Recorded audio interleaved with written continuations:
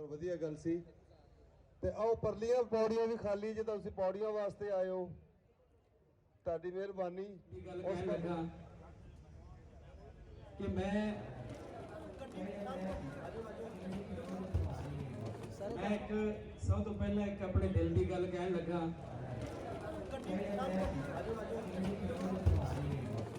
ਅਸੀਂ ਕਿਹਾ ਵੀ ਠੀਕ ਹੈ, 4 ਕਿਤਾਬਾਂ ਚੁਟਕਲੇ ਦੇ ਖਰੀਦੋ ਤੇ ਚੁਟਕਲੇ ਜੋੜ ਕੇ ਫਿਲਮ ਬਣਾ ਦਿਓ।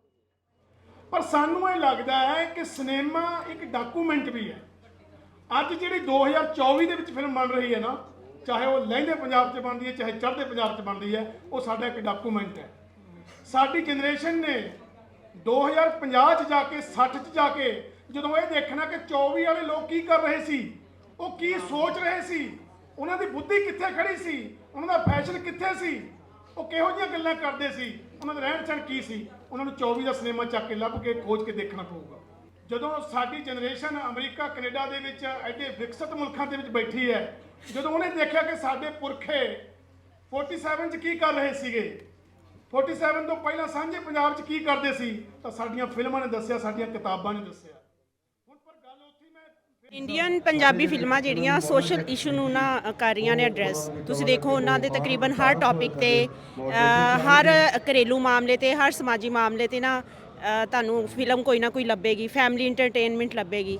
ਲੇਕਿਨ ਜਿਹੜੇ ਸਾਡੇ ਪਾਕਿਸਤਾਨੀ ਪੰਜਾਬੀ ਫਿਲਮਾਂ ਨੇ ਨਾ, ਉਹੀ ਰਵਾਇਤੀ ਜਿਹੜਾ ਇੱਕ ਮੌਲਾ ਜੱਟ ਬਣ ਗਈ ਸੀ ਨਾ ਕੋਈ ਅੱਜ ਤੋਂ 20-25 ਵਰੇ ਪਹਿਲੇ, ਉਹੀ ਕਲਚਰ, ਉਹੀ ਮਾਰ ਧਾੜ, ਉਹੀ ਚੰਦ ਇੱਕ ਕਰੈਕਟਰਸ ਨੂੰ ਨਾ ਮੁਖਤਲਿਫ ਕੱਪੜੇ ਪਵਾ ਕੇ ਨਾ ਦੁਬਾਰਾ ਉਹ ਵਿਖਾਇਆ ਜਾ ਰਿਹਾ ਹੈ। ਦੂਸਰਾ ਪੰਜਾਬੀ ਸਿਨੇਮਾ ਜਿਹੜਾ ਉਹ ਸਾਡਾ ਬੜਾ ਇਗਨੋਰਡ ਹੈ, ਕੋਈ ਉਹਦੇ ਤੇ ਤਵੱਜੋ ਨਹੀਂ ਦੇ ਰਿਹਾ, ਇਨਵੈਸਟਰ ਨਹੀਂ ਹੈ ਸਾਡੇ ਕੋਲ, ਡਾਇਰੈਕਟਰ ਪੰਜਾਬੀ ਵਾਸਤੇ ਕੰਮ ਕਰਨ ਵਾਸਤੇ ਤਿਆਰ ਨਹੀਂ ਹੈਗੇ, ਐਕਟਰ ਜਿਹੜੇ ਆ ਸ਼ਾਇਦ ਉਹ ਵੀ ਪੰਜਾਬੀ ਬੋਲਣਾ ਪਸੰਦ ਨਹੀਂ ਕਰਦੇ, ਜਿਹਦੀ ਵਜ੍ਹਾ ਤੋਂ ਇਹ ਸਾਡਾ ਜਿਹੜਾ ਸਿਨੇਮਾ ਨਾ ਬਹੁਤ ਪੰਜਾਬੀ ਸਿਨੇਮਾ ਬਹੁਤ ਪਿੱਛੇ ਹੈ।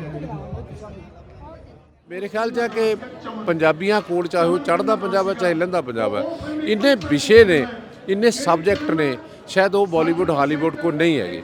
ਸੋ ਇਸ ਕਰਕੇ ਇੱਥੇ ਫਿਲਮਾਂ ਦਾ ਨਿਰਮਾਣ ਮੇਰੇ ਖਿਆਲ 'ਚ ਪਿਛਲੇ ਅਰਸੇ ਦੌਰਾਨ ਲਹਿੰਦੇ ਪੰਜਾਬ 'ਚ ਕਾਫੀ ਘੱਟ ਪੰਜਾਬੀ ਫਿਲਮਾਂ ਬਣੀਆਂ ਨੇ, ਜਿਹੜੀਆਂ ਕਿ ਬਣਨੀਆਂ ਚਾਹੀਦੀਆਂ ਨੇ, ਕਿਉਂਕਿ ਅਸੀਂ ਸਾਰੇ ਅੱਖਾਂ ਚੁੱਕ ਕੇ ਦੇਖਦੇ ਹਾਂ ਕਿ ਲਹਿੰਦੇ ਪੰਜਾਬ ਤੋਂ ਚੰਗੀ ਫਿਲਮ ਕਦੋਂ ਆਵੇ ਤੇ ਉਹਨੂੰ ਸਾਰੇ ਅਸੀਂ ਰਲ ਕੇ ਵੇਖੀਏ। ਬਹੁਤ ਬਹੁਤ ਧੰਨਵਾਦ।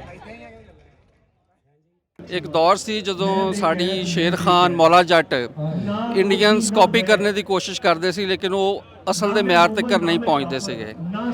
ਹੁਣ ਟ੍ਰੈਂਡ ਜਿਹੜੇ ਬਦਲ ਗਏ, ਉਹਨਾਂ ਨੇ ਨੌਜਵਾਨਾਂ ਨੂੰ ਆਪਣੇ ਨਾਲ ਮਿਲਾਇਆ।